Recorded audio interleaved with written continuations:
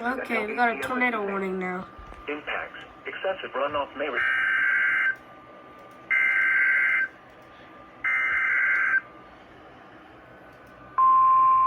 Oh shoot, that's just near Baltimore.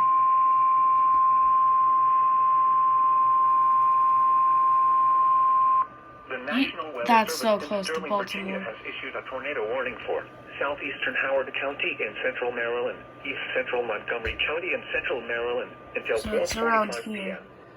At 12:17 p.m., a severe thunderstorm capable of producing a tornado is located over Aspen Hill, or over Olney, moving northeast at 45 miles per hour. Hazard, tornado. Source, radar indicated rotation. Impact, for those in the direct path of a tornado touchdown, flying debris will be dangerous to those caught without shelter. Damage to roof, siding, and windows may occur. Mobile homes may be damaged or destroyed.